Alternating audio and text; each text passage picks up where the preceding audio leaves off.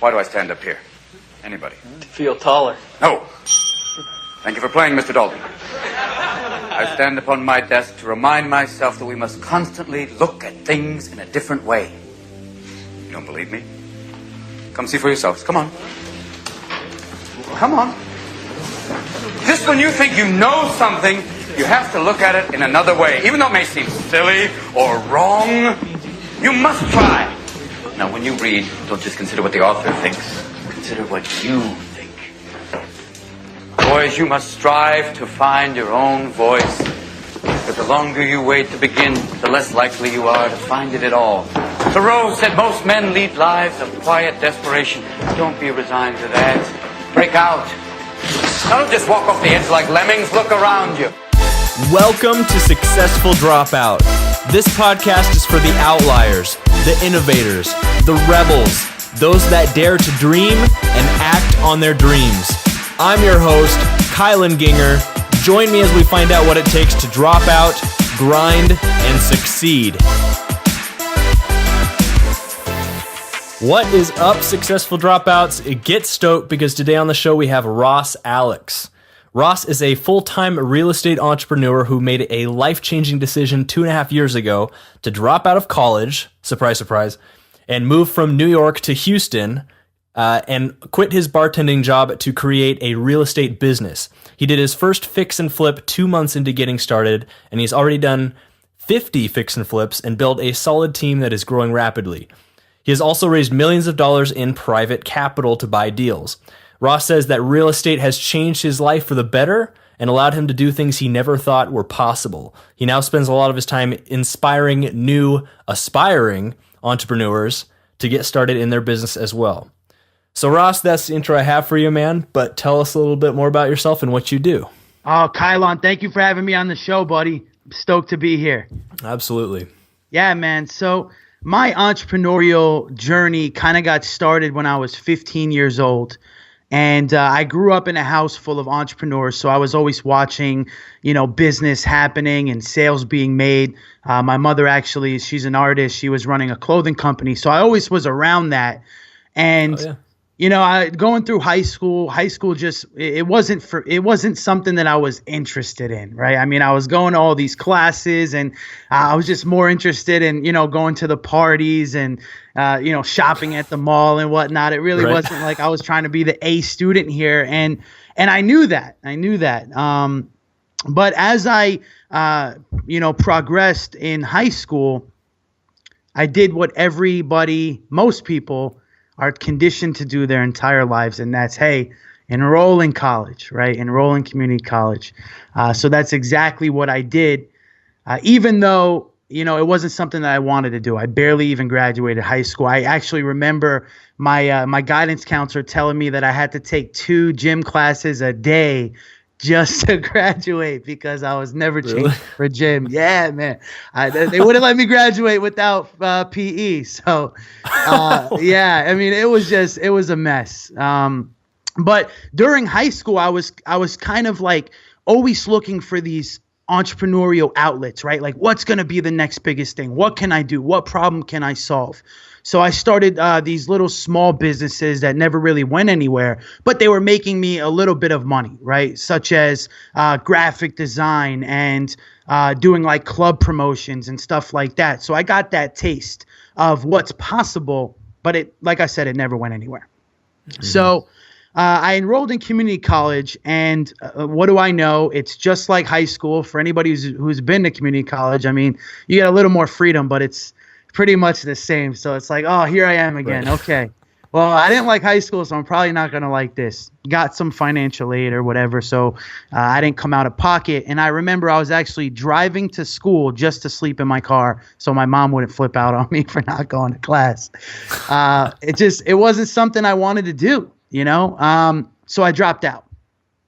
Couple months go by. I'm watching all my friends start to graduate now. I mean, this is like a couple of months, maybe a year or two after they're graduating. They're getting these careers. They're telling me about their fraternities and all these cool things.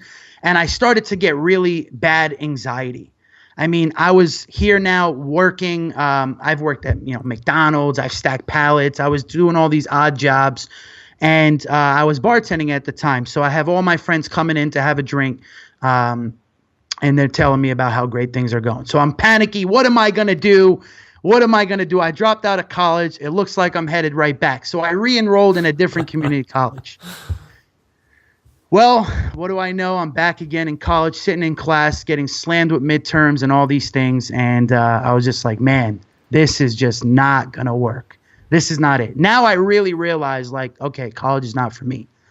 So I reached out to an uncle of mine, and he's a very successful commercial real estate entrepreneur in Houston. And I told him, I said, look, this is not working. I need a better way. I do not want to sit in these classrooms anymore and write essays about, World War II. I just don't want to do it. And he said, I'll never forget this. He said, Ross, learning about the Mona Lisa is great, but it's not going to make you $1 million. And when he said that to me through text, I got so much energy that I just stormed out of class. I remember my professor was like throwing a fit because he was lecturing. I just, small just class. Walked up in the middle of the lecture. Walked out, man. This guy was appalled. And, it's ballsy, man. Hey, it had to be done, man. It had to be. So that was the day that I dropped out, and I never looked back. Some things happened after that, but I'm sure we'll get into that here in a few minutes. So tell us a little bit more about what you've got going now. So 50 deals in 2.5 years. Where is Ross Alex at now after that? So I've been job free for about almost 2.5 years now. Job free.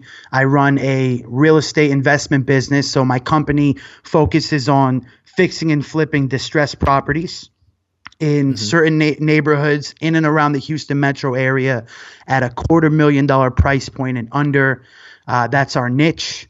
I also coach new and aspiring real estate entrepreneurs who want to get started in real estate. So, I'm like the mentor now, where I'm saying, hey, look, this is possible. Here's how you do it. Here's the tools you need. Let's make it happen. I do speaking engagements. I mean, I do everything that I can to give back to people that were in the same position that I was in. Yeah. So do you have certain curriculums? I do. That you teach people? Yes. So I created a program about at the beginning of 2016 called Flipping on Fire. And what it is, it's like a 25-hour intense academy that just literally goes into every deep, dark secret of the real estate business and shows you, just from a practical standpoint, this is how you do it. Like, this is really how you do it. Mm-hmm. So yeah, that's what I have right now on the table, and some other minor trainings and stuff. Gotcha. Okay. Well, we'll get back to that stuff more in detail. So tell me, when you made that decision to drop out, how did that go over with your friends and family?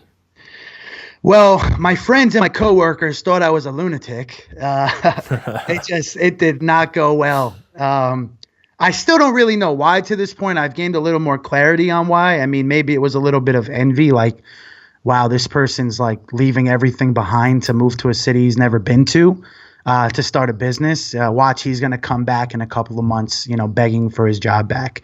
So, which never happened. But my friends really they just thought I was kind of lunatic at the moment. While I was doing it, I was trying to inspire my friends to follow me, and they just didn't. Like, it just didn't click with them. Right. They were busy in their, acquiring more student loan debt and getting their careers of a lifetime. So I realized I had to do it on my own. It's always nice to bring people with you and start with your friends. I mean, right? The more the merrier. So the friends didn't take it well. My family, they and this is just, my honest experience. My family knew that I wasn't the A student when it comes to this traditional education. So they were actually pretty excited that I was going to start a business rather than spend 4 or 5 years in school only to, not even know what I'm going to do once I graduate. So they were very supporting of me. Gotcha.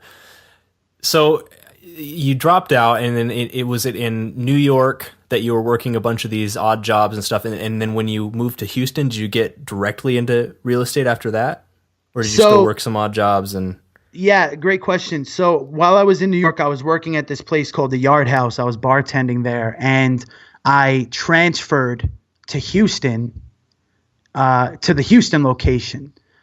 So I needed to make money to, get my own place and pay bills. So I kind of I just transferred. I had a gig so I could make some money.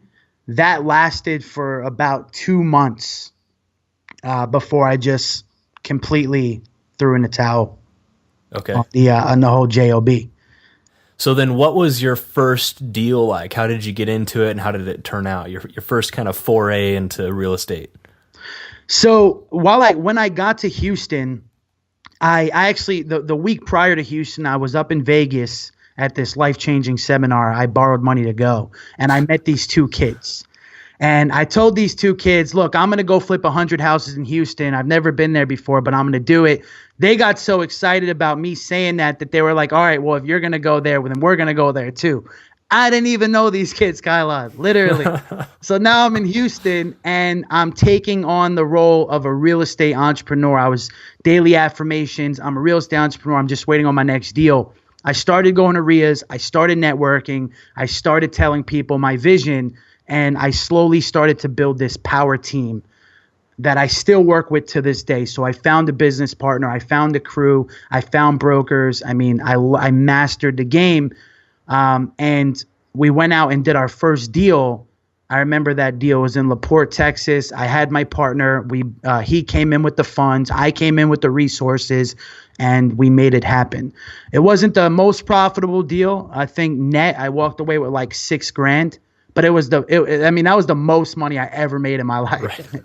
Yeah, at one time. So I was instantly hooked. Because how long did it take you to turn that fix and flip around though for that $6,000? 90 days. 90 days. 90 days. It would have took sooner, but we have that flip rule, that 90-day flip rule, so I couldn't really do much until the 90th day. What's the 90-day flip rule? The 90-day flip rule pretty much just says that if there's FHA financing involved, title has to be seasoned for 90 days. Gotcha. Yeah, I'm familiar with that.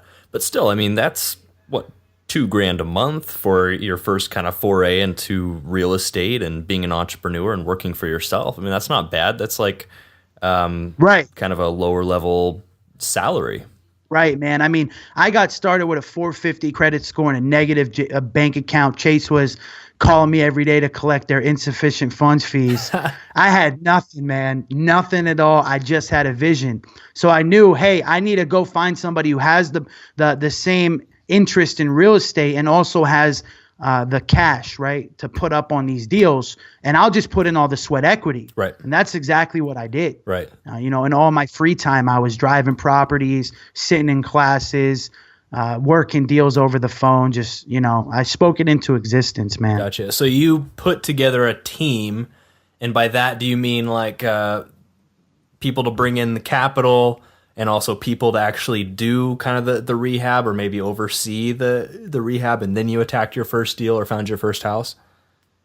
Right, exactly. That's exactly what I did. So I found this binder at one of the RIAs that I was going to at the time. What's a RIA, really quick? A RIA is a real estate investment association. Okay. So it's pretty much just where a bunch of real estate entrepreneurs gather and hang out and talk about real estate pretty much. So there was a library at this real estate club. I found this binder, and in the binder, it was like the holy grail of real estate, man. It had dust all over it. I couldn't even believe it. I took it out right away. And in the book, it said, this is the team you need. These are the people you need to go find. So I was hopping on calls like, hey, I'm looking for a real estate broker that works with investment properties. I'm ready to buy. Send me what you got. Oh, by the way, if you have a crew, I'm looking for a general contractor to manage the job because I don't have any construction experience, right? I then went out to the real estate clubs again, and I started talking to people. I met somebody, his name's Christian, and pretty much Christian was like, I want to go flip houses. And I said, hey, I want to go flip houses, so why don't we just flip houses together? And he said, no, He shot me down. So I'm like, oh man, like this sucks. Like this is the guy I want to flip real estate with because he has the missing, the missing puzzle piece for me, which is the capital. Yeah. I stayed persistent, and then finally he agreed. We structured our LLC after he agreed, and it was just game over ever since. Gotcha. Okay, so he provided most of the capital. So how did you convince him to give you money when you've never done a real estate deal in your life? So at the time, he was a commodities broker. So he was working like the 9 to 5 gig in the markets. And I was working bartending at night. So I had pretty much all day, all morning and all afternoon to go put in the sweat, which he couldn't do. Right. So I learned very early on, you have sweat equity and you have pretty much debt equity, which is the cash. There's people that have money, but they don't have the time. Right. So if you're a new entrepreneur and this is something that you want to do, and pretty much in any business, if you're willing to put in the sweat, there's people that'll put up the money, right? The money is the easy part. Yep. It's more so the, managing the crews, driving 300 miles a day to go tour properties. There's a lot that goes into it. So I really credit my vision, right? My vision, my excitement for getting started. And this is just like a tip for any entrepreneur that's listening that has an idea. If you're not excited about your idea and your vision, you just can't expect somebody else to be excited about it. Yeah. So once I pretty much, I fell on this opportunity of real estate, I was just telling everybody. So I'm like, look, here's how it'll work. I have the brokers, I have the crews, I have the know-how, I have the education. All we need is the funds, and we can make these deals happen. Mm-hmm. It's a no-brainer. And that's pretty much how it happened. So out of curiosity, and those of you listening might notice I'm asking a few deeper questions here about real estate. It's because I also have experience and have personally done a few flips just this last year. But who on your team does the math, figures out? Is that you? Do you figure out, if the deal is going to be profitable or not and kind of keep an eye on the budget? Yes, absolutely. We have multiple buying formulas in real estate, right? I mean, you're a real estate investor yourself, so the 70% of the after repair value and, kind of all those numbers that we crunch. We look at the data. We see on average how long it's taken properties to move in that area. We estimate our repairs, the repair budget, right? Mm-hmm. What is this going to cost us to make it more valuable, right? Market value. And then we come in at what's called a MAO, or a maximum allowable offer. We make the offer, and there may be some negotiations to come after that, but that's where we'll we'll make that offer. And a lot of times we get it for that price. Yeah, man, the offer is definitely where you make the money for sure. And for those of you listening too, man, getting into real estate, I love what you said, Ross, is that the money is actually the easiest part, which is something getting into real estate. I thought that would actually be the hardest part, but it's not. In the last 3 deals I've done, I've put in 0 cash personally. And it's just to the simple fact it's a real thing. Yeah, it's just the simple fact that, the first one I will grant is always the hardest, right? Because you don't have very much experience. Luckily, I had a painting construction company beforehand, so I could kind of prove some knowledge and experience. But the first one's the hardest, but after you've done one profitable deal and you kind of know what you're doing, you'd be surprised how many people have money sitting around, $25, $50, $100,000 just sitting in an account somewhere. And if you can convince them that money working for them for 3 months in your hands will make them more of a return than wherever they've got it sitting now, that's all you need. And a lot of times you can structure the deals to where that money is secured by the asset or the house itself. So worst case scenario, if something does go south or you take off to Mexico or something, they can sell that house and probably, depending on where you bought it, still make more than what they put into it. Oh, you're absolutely right. I agree 100%. In fact, I have a funny story. In the first couple of weeks that I was here, I always thought, the idea of somebody having millions of dollars in like cash money was like a myth. Like that's only on Floyd Mayweather's Instagram. Like that's not real.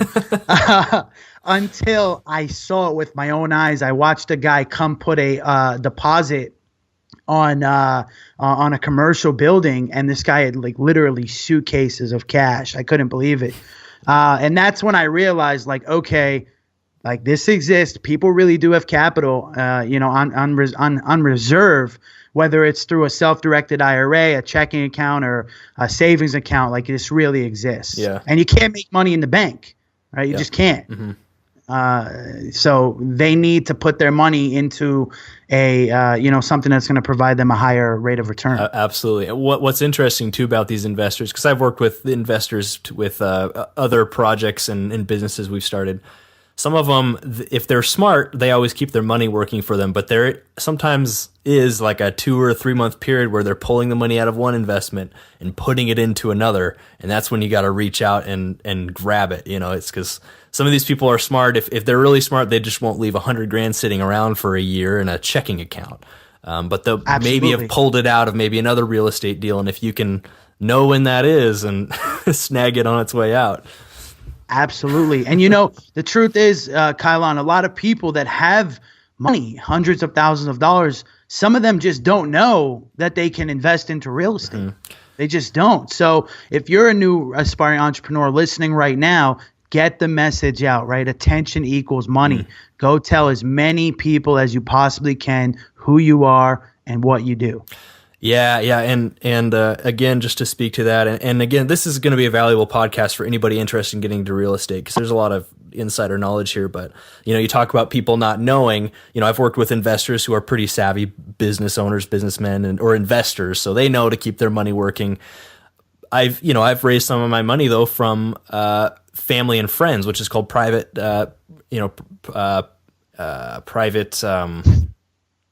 It's private money. Private money. And, a lot of the times it's your family and friends that they have cash sitting around and they just don't know any better. But to keep it sitting around, they have this idea that the more money you stash, like a squirrel with its nuts, the better, when that money could be working for you. And if you can you got to be a bit of a salesman, but if you can convince them that they're going to make money by giving you money, and sometimes the turnaround can be as little as 90 days, that's the ticket right there. So all that to say, your friends and family might actually be your best prospects in that regard. Agreed. But Ross, let's see. What would you say your biggest fear was dropping out of school, and how did you manage that? Oh man, you're gonna make me. You're gonna remind me. Taking you back to the dark taking days. Me back. So my biggest fear about dropping out was just failing miserably and having to live my life working at a fast food restaurant or at the mall. That was like my biggest fear, man, because I worked at McDonald's and I know that it's not the greatest job in the world. And I was actually a hiring manager, and the most people I hired didn't have college degrees. So I'm like they weren't kidding when they said you're going to be flipping burgers for the rest of your life. Can you give me like a hello? This welcome to McDonald's. Do you got a script that you remember? I please don't make me do that, please. I don't want to make you have a PTSD. Would you like large fries and a Coke? But yeah, I mean, I did that stuff, and that was my biggest fear of losing out on all the time that I could have been pursuing a degree and being 26, 27 years old and having to either start all over again, sit through, your basic classes and then, move on and working for minimum wage or $10 an hour, $50, whatever it was. I mean, that was my fear because I know life is short, right? We only have one life to live here. And there's just, time is so valuable. We can't waste it. Mm-hmm. To manage that, I told myself every single day that even if I fail, I can still get back up no matter what, right? When you make that declaration, when I made that declaration to be a full-time real estate or full-time entrepreneur at that, it's okay to fail. It's not okay to not get back up. Absolutely. Yeah, oftentimes the stepping stones to success are your failures. You just got to keep getting back absolutely. up. Absolutely. And it's scary. I'm not going to sit here and say that it's not. It's scary, especially if you're like me and you're watching all your friends go get, $100,000 a year jobs, and you're here still working at the mall. Yeah. You're like, wow, what am I doing? But just know that there's a lot more to come. Yeah. There's always a lot more to come. There's always a lot more out there. So just never get comfortable and just keep striving to be great. Yeah. Now, Ross, this is totally up to you, but I like to ask the guests on our show if we can get to the numbers, and some, don't want to share for obvious reasons and stuff, but I'm wondering if there's any numbers from your business you can share as far as maybe your revenue goes, maybe your average net from a flip. A lot of times that inspires the people listening and really shows them what's possible. But again, I want to be respectful and understand, if you don't want to share that, that's fine too. Yeah, absolutely. I'm comfortable with that. So the properties that I fix and flip net are anywhere from $25,000 to $45,000, right? I'd say like that's a very safe, profit that we can make on a deal. And is that still typically probably an average of a 90-day turnaround, or? Yes, yeah. And sometimes more. I mean, I'm going to be fully transparent here. At the end of the day, real estate investment is an investment. And investments can go really great and investments can go really bad. The good thing about real estate, it's not like the stock market where you throw mud at the wall. In real estate, we're using calculated, analysis and decisions. Yep. Have I lost money on a deal? Yes, I have. A lot of these TV shows nowadays, they tell you if you buy a house for $50,000 and you put $50,000 into it, you sell it for $200,000, you make $100,000. Well, I mean, that's just not. It's not as simple as that. Yeah, I mean, you got closing costs, you got realtor commissions, right? I mean, you have holding costs, right? The money that you have to pay just to borrow the money, right? Yep. So my deals make somewhere around $25,000 to $45,000. I did one 2 weeks ago. We made $46,000 on it. Held the property for 3 months. Really smooth deal. We broke multiple six figures in our first year of business. I run two businesses. So my real estate investment business, I do have a 50% partner on that deal. On most of the deals, I will say. So if a deal makes, $50,000, I mean, we're taking 25 a piece. Yeah. The key is volume, right? How many of these can I do at a time? Yep. So we're not just doing one deal at a time. We're doing 5 deals at a time, 6 deals at a time. It didn't start like that. I went from doing one deal every quarter to then 3 deals a quarter, then 3 deals a month. Businesses have to grow accordingly. You have to make sure you have the crews and the systems to grow and not, fall on your face. So it took some time. But yeah, we did a couple $100,000 in the first year. Second year, we pretty much doubled our growth and we just did even more. So we did about 30 deals, 2015 into 2016. And ever since that, I mean, we've been buying on average about two properties every week or two, somewhere around there. Gotcha. So I know you guys, you listeners, you can do the math. Yeah. But that's one side of the business. I also run my educational business that does all the coaching and whatnot. That business did. I've broken $100,000 a month on that business. That's phenomenal. Yeah, not all the time. I mean, yeah. Like I said, I'm going to be transparent here, but we do, when we do a launch or something like that, it can be really great. So your partner is just the Christian guy you were talking about? Yeah, Christian, if you're listening, man, shouts out to you. Does he still put up the majority of the capital, or have you started putting some of your earnings towards the? He doesn't. I've only used my own cash on 1 or 2 deals. Mm-hmm. The majority of my money is private money. I use social media as a freaking cash cow. I mean, really? I started shooting videos. I started posting pictures of what I was doing. And little did I know there were people watching, right? And they were seeing what I was doing. And I started getting messages like, Ross, we love what you're doing. We want to be a part of it. We have money. Let's do a deal. And at first I was like, is this like a scam? Is this real? And I had a lady cut me a wire, right? Or initiate a wire for $130,000. And I was like, okay, I'm going to go do this 10 more times. Yeah. Wow. So then I started really putting out the message like, I'm raising capital for deals. Do you want to partner with me? Let's do some deals. So I started leveraging literally 100%, man. I wasn't putting a penny. To this day, I'm not putting a penny into these deals. The returns I provide are generous. I want lenders coming back like slot machines. I want them to know that when they want to invest, they only got to call me. Yeah. So it's a very competitive space, right? Do you do kind of a percentage of the upside, like a percentage of the profit, or It's all debt. It's all debt. So I'm just providing an interest rate of return. Typically, we'll do no points up front. We'll do no points up front. Right. We'll do simple interest, no monthly payments, where the investors, the lenders, they get paid back principal and interest upon sale of the property. Nice? Yeah, that's a pretty sweet deal for you too. Do you remember? Do you typically use a lot of the same lenders, or do you have some? I do, absolutely.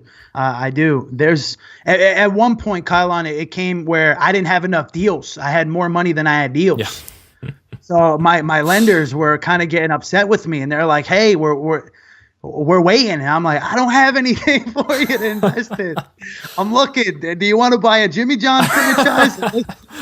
We can go buy a sandwich shop, but I don't have any deals right now." Wow. And that's why the truth is, in real estate and in any business, the leads are your blood to your business. You got to have leads, right? A pizzeria can't survive if there's no customers coming in. A real estate business can't survive if there's no leads coming in. Mm-hmm.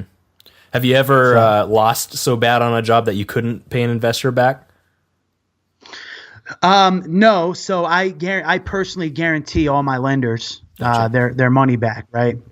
That's number one. Number two, if I take a hit on a deal, which I have done, the money will come out of my personal checking account before I can ever let a lender, have to foreclose on me or something of that, something to that extreme. I'll make sure that they get cashed out. Gotcha.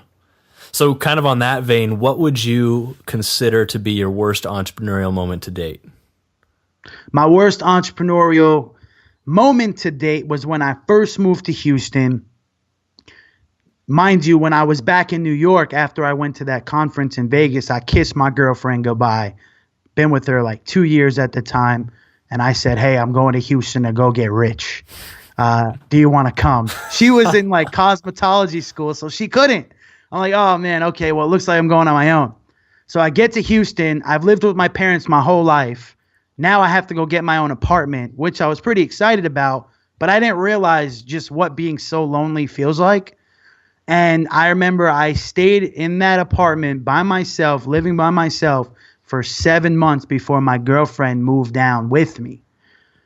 So for those 7 months, man, I was by myself in this city of like 7 million people. I don't know anybody. It was just bad. It was rough, man. I'm not even going to lie to you, Kylon. It was rough. You seem like a really outgoing extrovert, so I'm sure that was... Yeah. I'm used to, being with my friends and meeting new people and hanging out, So I'm in Houston, 7 months living by myself, going on social, watching all my friends going to the clubs. Because I was, I love the house music scene, always going to the new parties. And I'm like missing out. And it was rough for me. My friends were always getting together. I couldn't be there. And it was just one of those things where I had to really just get serious about being serious and kind of like just silence that out. And one of the things that helped me manage that was the 3 words actually. It's just temporary. It's just temporary. I was bartending. It was terrible. I was by myself. It was terrible. No girlfriend. That was the worst. But I told myself, it's just temporary. It's not going to be like this forever. And I pushed through. And that brings me to the next thing. Sacrifice is necessary. Yeah. If you're a new entrepreneur listening right now, you need to be willing to sacrifice. There will be moments that are not great. They're just not. And you're not happy and you go into a depression. But you got to tell yourself it's just temporary. Sacrifice is necessary. And one day, sooner than later, it's not going to be like this. Good word, man. So how about on the flip side, more of an aha moment of your entrepreneurial journey so far, a moment where you learned something or encountered something, and something in your head just clicked and you viewed things differently from then on? An aha moment for me, I'd say, well, I have like 5 aha moments today, man. That's good. One of those aha moments for me was really leverage. Leverage, the concept blows my mind to this day, every day, because it's amazing. I mean, you have a boulder, you try to pick the boulder up with your bare hands, it ain't moving. I mean, I don't care how strong. I mean, unless you're like the strongest man in the world, but the average Joe is just not making that boulder move. But if you put a 2x4 under it, suddenly you can move the boulder. Yeah. And that's just what leverage is all about. So leveraging in my business changed the game for me. It was aha moment. I realized that all I had to do was go share my vision with other people, and I can then do things that I thought I could never do, right? Like right now, I'm in contract to buy 11 rental properties. I use leverage, right? I reach out to my network. I say, hey, I have this opportunity. Do you want to get in? So leverage, master leverage. We can do things in our business that don't always involve us being the one doing them. Yeah. Right. We leverage other people's time, other people's resources. You want to drive a Lamborghini, but you can't afford one. No worries. Go meet somebody who has one, become friends with them, and now you can drive around a Lamborghini. So it's all leverage, right? So when I learned how to use leverage, I started raising more money, getting more deals. Just more things started happening for me. Yeah. Now I'm curious with the rental deals, you help you buy those, and then do you just profit share of the rental proceeds, or? Yeah, absolutely. So for example, I have this portfolio. I already, put a value on it. This is what it's worth. This is what we're going to pay for it. And I go out and I shop it around to partners, right? People that want to buy and hold real estate. And I sell a piece of the pie for cash flow, right? I mean, it's a genius strategy. If you have a deal right now, you have 100% of it, go sell off 40% of the deal, keep 60. That 40% is valued at this amount, so you can buy the deal. You're going to be the conductor and control the deal.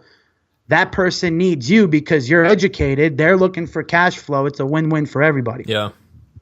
Do you see in the future, where do you see all this going in the future? Do you hope to eventually use, some of your own cash to own 100% of a deal or two, or a rental property, or what's kind of your long-term vision?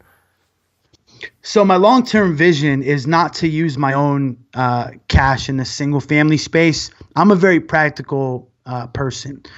So I'm always looking where I am right now and where will I be a year from now, 5 years from now, 10 years from now, doing the same things that I'm doing right now, right? Evolution's necessary. I'm going to get into commercial real estate, true commercial real estate, because I know that that's what will get me to that $100 million, $250 million goal. Single family houses just won't. I love them. They're fun. It's great. But let's be serious, man. I mean, you know what I mean, man. I mean, how many houses you got to flip to make $100 million? That's a lot. That's a lot of houses. Well, exactly. But if you start buying strip centers, I mean, the numbers just add up, add a few zeros, and you can be at your goal in, no time. So I think that very, very soon, in fact, 2017, I just got back from a commercial boot camp where I learned all this stuff, and I'm going to start really implementing and putting together partnerships and buying strip centers and in medical plazas and things like that. Do you see that as probably pretty near in the future? I mean, I guess given the level of experience that you have right now, how much more do you need to actually do that? I just read, oh no, it wasn't a book I just read. It's something, is it Peter Thiel that talks about it? He says something like, if you've got a 10-year plan, you should ask yourself why you can't do it in 6 months. And so I guess I'm asking you have a certain amount of experience right now to be able to do this and buy maybe a strip center. Do you think you need more experience, or are you just waiting to have the kind of capital it would take, or do you already have access to that? That's a great question. So in the commercial space, there's definitely a lot more zeros. Yeah. Right. And some of the concepts are pretty general in any industry that you're in. So what's great for all the entrepreneurs listening right now is, yeah, we're talking about some real estate application, but these strategies can work in any industry, right? You want to start a restaurant business, go raise the money for that. Yep. Same way you would raise it for a house. So I can definitely use my skill sets in the single family space, in the commercial space, as far as raising money. But the commercial space is just a different beast. It just, analyzing a strip center is a lot more involved than analyzing a 3-bedroom, 2-bathroom house. Really? So, yeah, I mean, you're looking at, triple net leases, and there's just a lot, vacancy rates and common area maintenance. I mean, there's just a lot more cap rates and stuff like that. So it's not that I think I need more education. I just need to do, right? I just need to actually get started and identify something and do the same thing I would in a house, go find partners to put it together. I do have a mentor that, I have multiple mentors, but one of my mentors buys strip centers. So, I'll just reach out when I need to. Gotcha. But you're saying that the commercial real estate game and the mechanics of that game are quite a bit different than single family? Yeah, for different. sure, man. It's a different beast, for sure. Some of the terms are the same. I mean, in the single family house space, we use ARV to tell us, hey, this is our after repair value. Right. Whereas in commercial real estate, they use capitalization rates and net operating income, and the formulas are different. What they look at is different, right? I mean, it's just a little more, I'd say it's a little more advanced, right? It's like a mastery level. Yeah. Man, I'd love to learn more about that too. We were involved in the process of purchasing a building that now houses 2 of our businesses. And actually one business we own subleases to another business that we started. But I wasn't real involved in that process, and I'd love to learn more because it does seem like a very different game. Yeah, absolutely, man. After the show, I'll give you a plug. Sweet. for somebody that you can reach out to get you get you in action. Awesome. Ross, if you could time travel back to day one of your entrepreneurial journey and have 10 minutes with your former self to communicate any lessons you've acquired with the intention of saving yourself mistakes and heartache, what would you tell yourself? If I was to travel, you said 10 years ago? If you were to time travel back to day one of your journey and have 10 minutes with yourself. Day one. So some quick advice for your younger self who's just starting out. What would you tell yourself? Think bigger. Take more action. When I first got started, I thought that I was thinking big. And I thought that I was taking massive action, right? I'm a doer. I want to go out and do it. And I was doing it. But I wasn't doing it to the level that I could have been doing it. Right.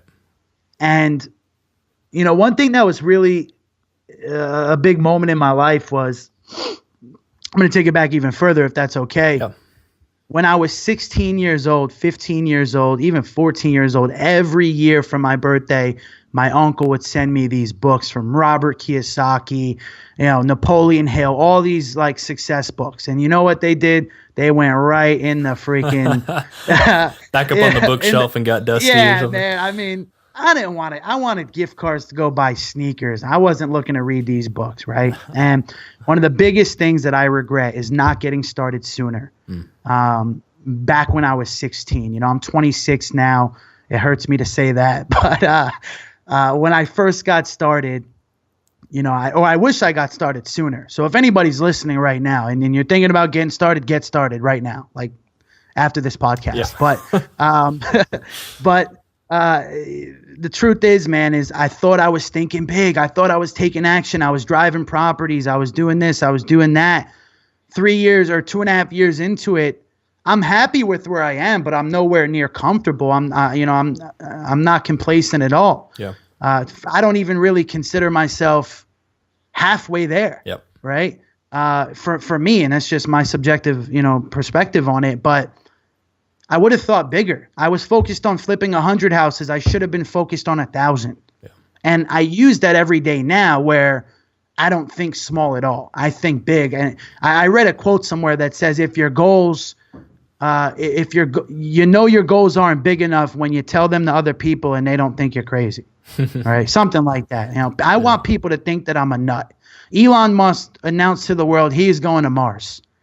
People think this guy's a nut job. He's one of the greatest living entrepreneurs in the world, and he just launched a rocket the other day. Yep. Right? I mean, that went to space. But when you say things like that, people are like, "Wow, this guy's a nut job," right? Yeah. So I'm always looking to think bigger, take more action, do more. I know that right now, while we're on this podcast, there's some 18-year-old kid sitting in his room building a new company that's going to make billions of dollars. Mm-hmm. And I know that. And I know that to be a fact, right? Something that you and I probably don't know anything about, right? Totally off the record until it happens. But it's happening. And I know that. So I use every single day of my life to think bigger and take more action. So I don't regret in the future what I could have done. Yeah. But I chose not to. Yeah. So start earlier. So were you, 24 when you got started then? 23. 23. I was 24 when I got started with my first business. And I, like you, I kind of view myself as a bit of a late bloomer, and I wish I would have gotten started a lot sooner. Had little businesses or business-like ventures earlier on too, but didn't take it very seriously until about 24 years old, and I wish I had earlier. Right. Absolutely. I mean, look at the kid that started Oculus, right? You know, those like virtual reality headsets that Facebook bought? That kid's like, he's 21 now or something. I think he started when he was like 16. I guarantee you that kid punted his whole high school party life. The guy didn't do anything. He just sat in his room, built technology, sold the company for $700 million. I mean, it's like, so anybody listening right now, I don't care what age you are, get started today. Mm-hmm. Do the things that you want to do right now. Life is short. There's no rewind button, and it's not going to wait for you. So you got to go out there and make it happen for yourself. Yep.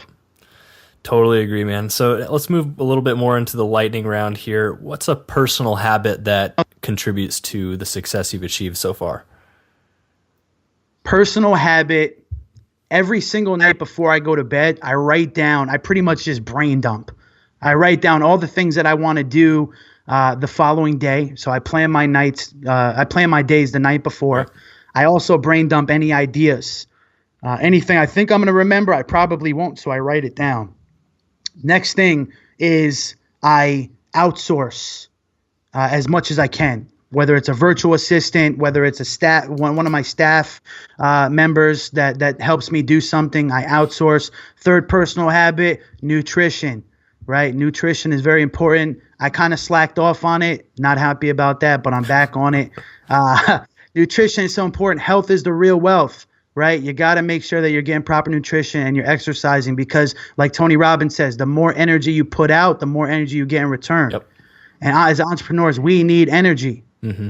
And that comes from your diet and the amount of exercise you do. So I start my day off every day in the gym and make sure that I'm not eating junk, even though I want to, I try not to. Yeah. So yeah, those are 3 habits. Do you get 8 hours of sleep? I don't. I really don't. I get about 6 to 7. Are you, not a full 8. Are you able to function pretty well on that, or do you wish you got 8 hours? I wish I got 8 hours. I'm usually up very late nights because I get hyperactive at night.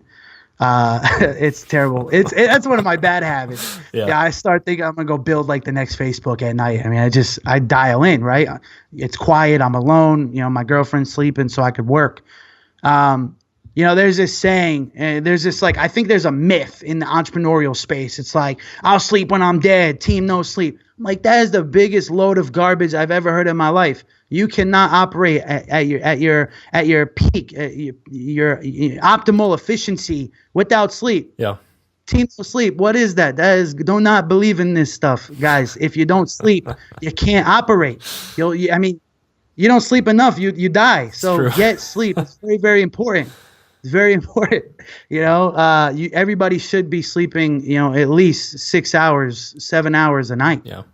How much Netflix do you watch? When my girlfriend's watching or when I'm watching? I'm the YouTube guy, so I just watch like, nerd stuff on YouTube, like training videos. Yeah, me too. You know those YouTube sessions where you start at one video and an hour later you're dangerous. Yeah, I know. learning about the cosmos and crazy stuff that you never even knew about. But I guess maybe another question is how many hours a day do you think you're kind of actively engaged in, not necessarily even working on real estate, but in that entrepreneurial, just building something mindset? And how many hours are you just kind of vegging out kind of thing, relaxing or? Oh man, dude, I work like nonstop, man. I'm pretty much putting in like, I'd say 16, 17-hour days where I'm always doing something. Mm-hmm. I like to keep myself very, very occupied, right? Very productive. But I mean, I'm in a relationship, and maintaining relationships is essential, right? You have to keep them healthy. So I do watch movies, right? I'm a human. Don't get me wrong. I got to sit here and say I'm working 20 hours a day, and I keep myself in a closet. I live a regular life. I love to watch Shark Tank. To go back to your Netflix, absolutely. I love Shark Tank. Tank on Netflix? It is. Really? I'm gonna have to check that out. Yeah, The Profit, $1 Billion Bot, things like that. Yeah. My girlfriend, she watches like the investigative discovery shows, the killer shows. I don't. When that stuff's on, I just put my headphones in and go on YouTube. But yeah, I mean, I think it's important to have a little bit of balance, but you also need to have that laser-like focus. Yeah.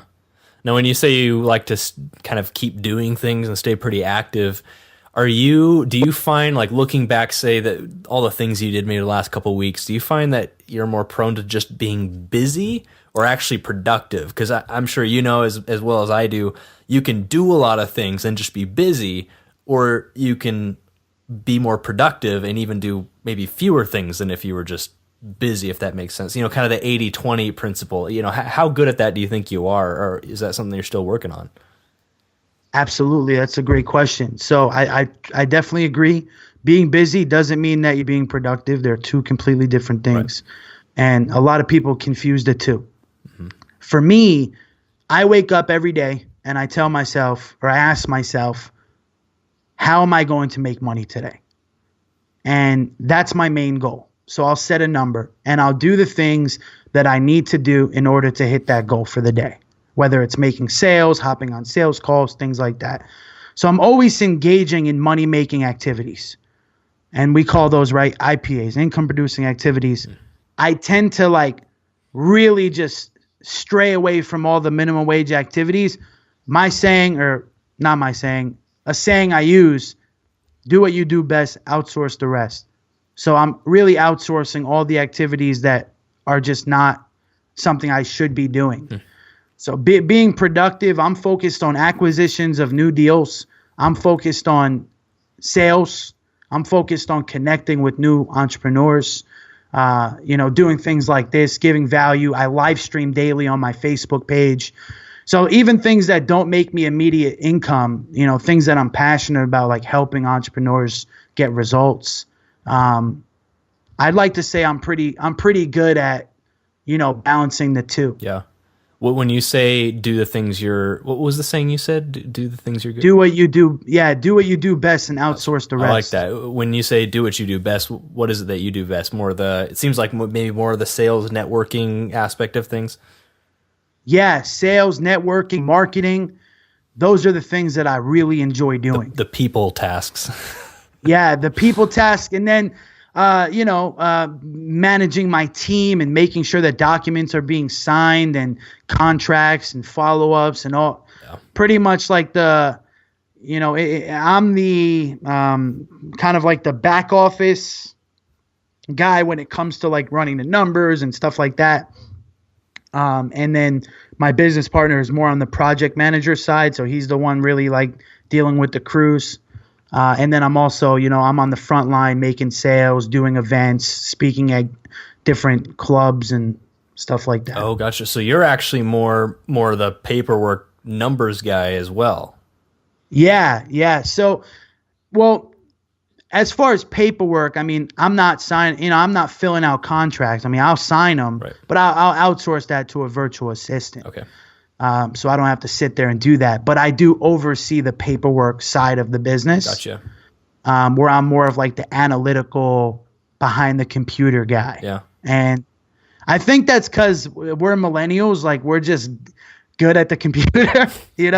My business partner is a little older than me, so I always see that gap. It's like, yeah, it's computers or it's not. Yeah. I mean, it's interesting that you're kind of that more analytical, the numbers, paperwork guy, and you're kind of the people person, networker and stuff too. I don't see those go hand in hand. But no, it's good. I mean, it seems like you're just well-rounded as far as the skill set goes, required to building a business. You got to work with people, but you got to be smart about the systems and the numbers too. Right. Absolutely. One without the other. And yeah, for sure. I agree 100%. Do the things that you like to do. Yeah. Right. And accept what you're not good at. Mm-hmm. I'm not good at telling you how much a roof is going to cost in order to get replaced. I'm just not good at that. I'm not a handyman. I could probably change a tire and that's about it. Right. But I know how to take a car to a shop. I know how to hire a roofing company to fix my roof and get a great deal on it. Yeah. So I don't get ripped off. And, it's okay. Be an expert at hiring experts. Yeah. I love it. So I know we've gone a little bit over. We're coming up to our last couple questions here. Sure. What's some parting advice that you'd have for any of our listeners who are thinking of dropping out to pursue entrepreneurship, but they haven't quite made that step yet? Get started. Get started. Get started. Get started. It's so important. I wish I can take a megaphone and just tell people, get started. It's possible. It's possible. It's possible for you to have everything in your life that you want. You want a Lambo? It's possible. You want a mansion? It's possible. You want your own helicopter? It's possible. You want to feed starving children? It's possible. Anything is possible. And you have to know that. If you don't want to sit at a 9-to-5 job for the rest of your life, if you don't want to be average, if you don't want to take orders from somebody else, and you want to start a business, it's possible. Anybody can do it. Anybody, as long as you're willing to put in the work, you're willing to stay patient, you're willing to grind, and you want it bad enough, you will get it. I said the other day, look, if you don't want success bad enough, don't worry, because you won't get it. And that's just the truth. You have to want it. You have to want it more than you want to breathe. And life is short. There's no rewind button. There's no pause button.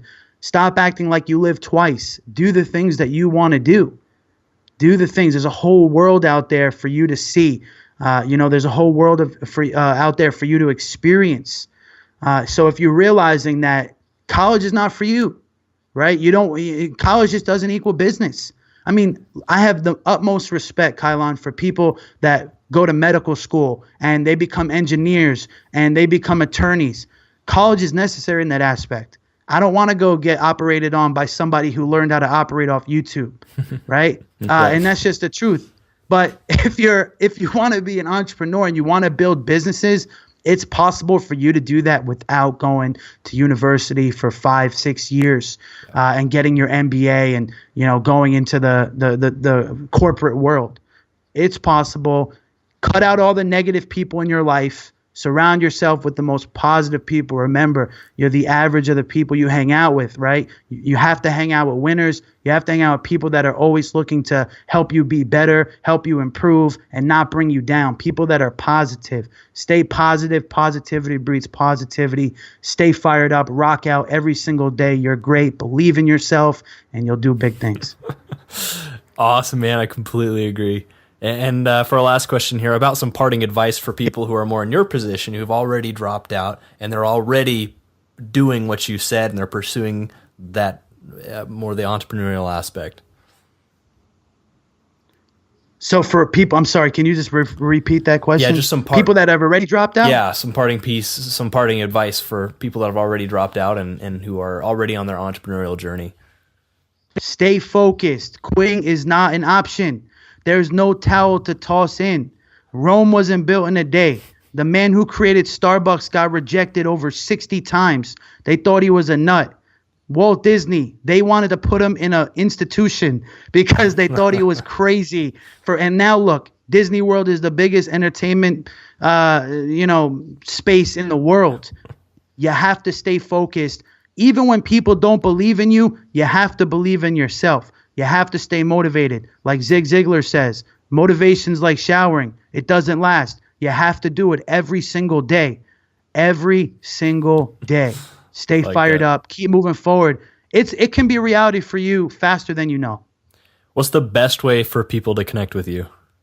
Guys, hit me up on Facebook, Ross Alex. Just plug it in. I should pop up. If I didn't, I'm not doing my job correctly. Email me, flippinginaction@gmail.com. Instagram, Ross Alex Flips. And all my information is on there. So just inbox me on Facebook or add me as a friend. Awesome. Well, successful dropouts. Like Ross said, you are the average of the 5 people that you hang around the most, and you've been hanging out with Ross and myself, learning what it takes to drop out, grind, and succeed. For everything we talked about today, head over to successfuldropout.com and type Ross into the search bar, and the show notes will pop right up. And as always, stay hungry, stay foolish.